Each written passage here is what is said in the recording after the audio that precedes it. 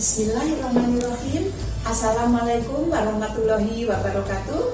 Bertemu lagi dengan Umi Nini Gawat dan Maira TV YouTube channel dalam Sirah Nabawiyah, pembacaan kisah Rasulullah SAW.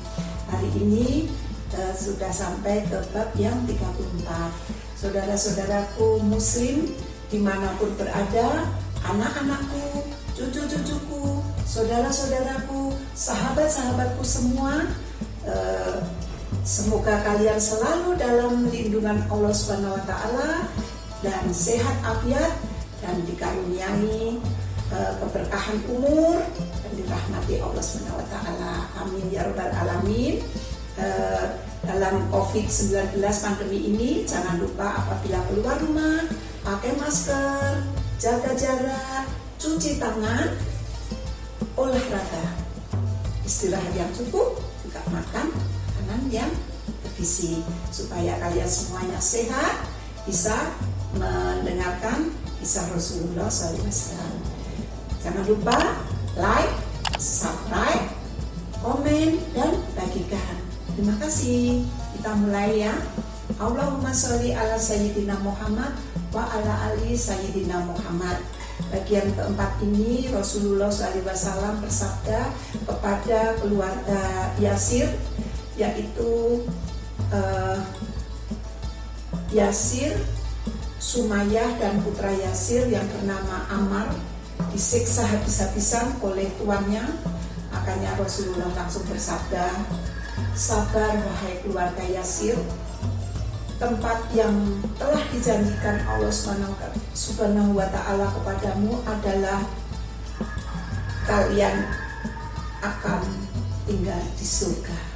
Amin ya rabbal alamin. Karena kesabaran Yasir, Sumayyah dan putra Yasir yang bernama Ammar tadi disiksa habis-habisan, makanya Rasulullah bersabda bahwa Yasir kelak akan tinggal di surga, janji Allah Subhanahu wa Ta'ala. Melihat saudara-saudara baru mereka yang disiksa demikian kejam dan sangat menyakitkan, maka Abu Bakar, Utsman bin Affan dan semua orang kaya yang ada di Mekah yang beriman segera bertindak. Abu Bakar mendatangi Umayyah bin Khalaf yang menyiksa Bilal tadi, yang ditaruh di padang pasir di bilik batu. Ingat ya, Bilal yang budak yang berkulit hitam. Abu Bakar mendatangi Umayyah bin Khalaf. Bebaskanlah dia. Umayyah minta Abu Bakar, tidak, dia tidak akan aku bebaskan. Dengan cibirannya Umayyah mencibir Abu Bakar, engkau dan temanmu telah meracuni pikirannya. Justru aku yang minta kamu untuk menghentikan pengaruh jahatnya terhadap budakku ini. Abu Bakar merasa bahwa hati Umayyah tidak mungkin bisa dibujuk lagi, maka dia segera mengajukan penawaran. Aku beli Bilal dengan 5 rupiah emas. Abu Bakar menawarkan kepada Umayyah, ambil uang itu dan kembalikan, serahkan Bilal kepadaku. Dengan penuh kesenangan hati karena melihat 5 rupiah emas, langsung Umayyah menyerahkan Bilal kepada Abu Bakar sambil menyambar uang yang 5 rupiah tadi. Umayyah sambil berkata, Abu Bakar, seandainya Bilal itu kamu tukar dengan 1 rupiah emas saja, sudah aku kasihkan. Abu Bakar memerah wajahnya, bukan memerah karena merasa rugi uang 5 rupiah, tapi dia merasa senang, menang bahwa ternyata Umayyah itu memilih uang. Maka Abu Bakar langsung berbalas menjawab,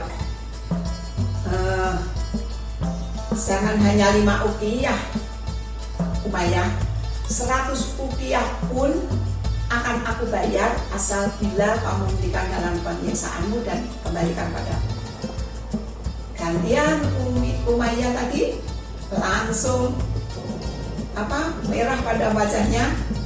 Dia kecewa, kenapa dia hanya menawarkan sedikit. Ternyata Abu Bakar itu kaya dan mau memberi 100 rupiah. Umayyah sudah terbayang dengan keuntungan yang begitu besar akan didapat seandainya dia menawarkan lebih tinggi lagi. Abu Bakar yang baik hati tadi kemudian membebaskan Bilal, tidak berhenti sampai di situ. Beliau pun terus menggunakan hartanya untuk membebaskan budak-budak yang disiksa oleh para tuannya tadi. Budak terakhir yang dibebaskan oleh Abu Bakar adalah budaknya milik Umar bin Khattab. Orang-orang Quraisy itu mengejek Abu Bakar. Alangkah sia-sianya kamu Abu Bakar membuang hartamu, menghambur-hamburkan hartamu hanya untuk membebaskan budak-budak yang mengikuti ajaran Rasulullah tadi. Namun semangat Abu Bakar justru membakar kaum muslimin yang kaya yang lain untuk ikut membebaskan budak-budak yang disiksa oleh tuannya karena mengikuti ajaran Rasulullah SAW. Waktu terus berjalan, kegigihan dakwah Rasulullah SAW mulai berubah sedikit demi sedikit. Para pemeluk Islam mulai bertambah. Rumah Rasulullah SAW yang kecil itu tidak cukup lah untuk menampung jamaahnya. Ada seorang yang menawarkan, ya Rasulullah, alangkah baiknya jika kita memindahkan tempat pertemuan ini ke rumahku. Itu usul Arqam.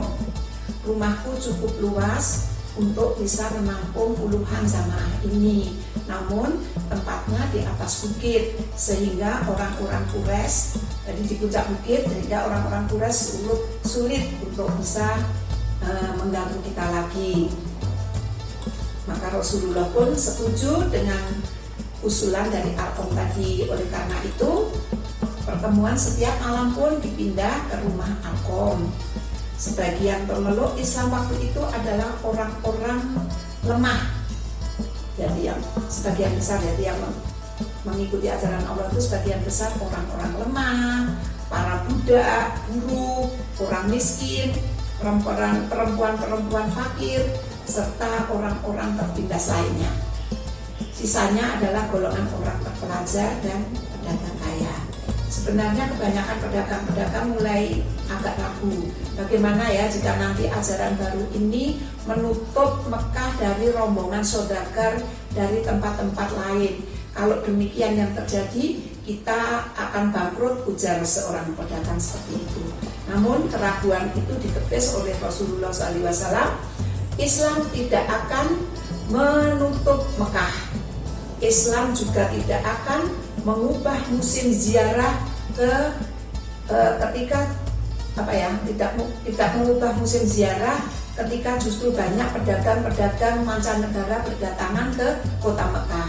Islam itu tidak melarang semua itu. Namun yang dilarang Islam adalah 1. Menyembah berhala, 2. Menyerahkan persembahan dan korban kepada bangsawan, 3.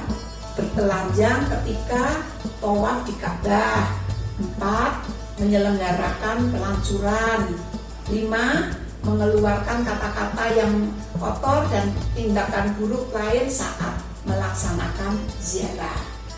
Itu yang dilarang Islam. Maka dari itu saudara-saudara tadi merasa lega bahwa ternyata perdagangan tetap dibuka sehingga dia tetap kukuh, kuat, imannya masuk ke Muslim, ajaran Rasulullah SAW. Setelah mendengar penjelasan itu tadi, kebanyakan mereka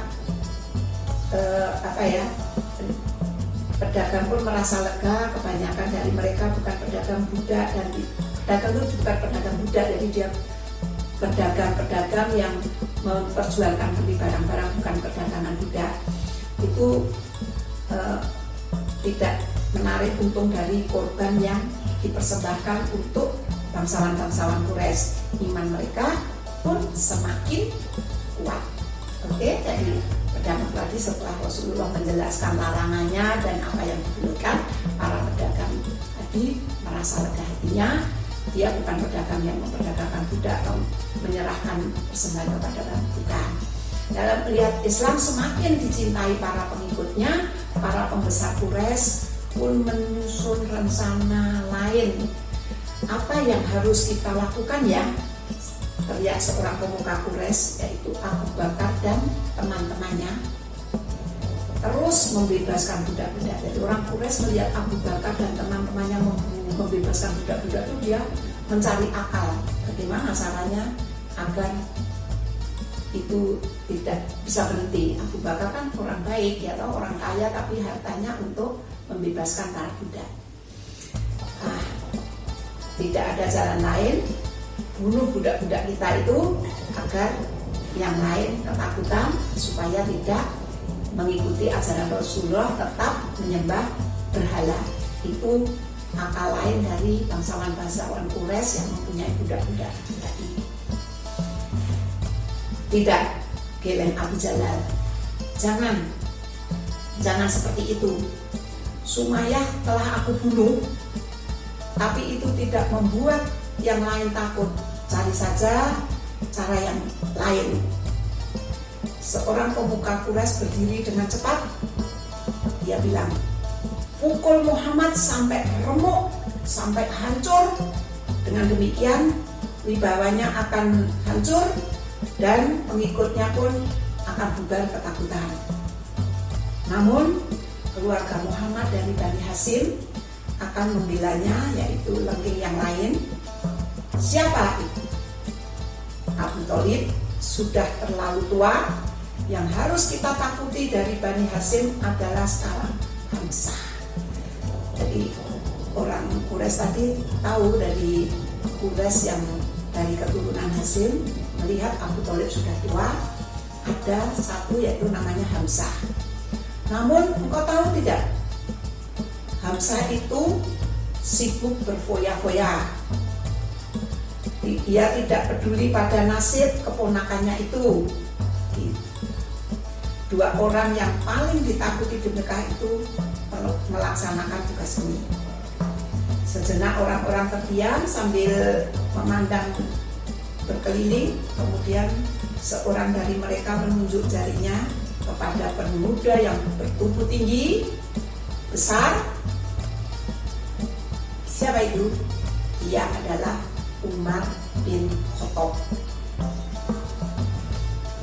Engkau dan Abu Jalal, tidak ada orang lain yang berani melawan kamu. Jadi Abu Jalal dan Umar bin Khattab itu orang yang ditakuti bangsa Quraisy. Dan tidak ada yang berani apabila kalian akan memukuli Muhammad. Seperti itu. Orang-orang semua berseru setuju. Sabar. Tiba-tiba seseorang berseru, langkah awal bukanlah serangan fisik. Hancurkan dulu wibawanya. Kuusulkan agar kita suruh para budak melempari Muhammad dan meneriakinya sebagai pembohong, seorang yang gila dan tukang sihir. Usul itu disetujui. Mulai hari itu, setiap Rasulullah melewati jalan-jalan di Mekah, para budak, para wanita yang nasibnya justru sedang diperjuangkan oleh Rasulullah SAW, justru dia melempari, mencaci, menghina Rasulullah, dan amat kasarlah. Setiap beliau lewat diteriaki, hei pembohong besar, orang gila, tukang sihir. Betapa sakitnya hati Rasulullah mendengar suara mereka yang sedang diperjuangkan itu. Dengan kerasnya suaranya, tajam layaknya orang yang sedang mengusir kucing yang ada di masuk dapur. Jadi suaranya keras menghina Rasulullah itu seperti orang mengusir kucing yang sedang masuk dapur. Kemudian apa yang terjadi jika Abu Jalal atau Umar bin Khattab mulai memukuli Rasulullah? Demikian kisah hari ini memilukan ya. Ternyata perjuangan Rasulullah yang begitu berat untuk memperjuangkan kaum budak dan kaum tertindas, justru kaum budak yang diperjuangkan menghina Rasul. bisa kita petik pelajaran hari ini bahwa semuanya harus berjuang. Kalau kita sebagai umat Rasul berjuang melawan hawa nafsu, selalu bersabar untuk mencari ilmu agar ibadah kita lebih meningkat dan disayang oleh Allah, dan kita mencintai Rasulullah dengan bersolawat agar kelak di akhirat mendapat syafaatnya dan bahagia dunia akhirat. Demikianlah untuk kisah hari ini. Kita bertemu besok. Apabila ada tutur kata yang kurang berkenan, mohon dimaafkan. Billahi taufiq wal hidayah. Wassalamualaikum warahmatullahi wabarakatuh.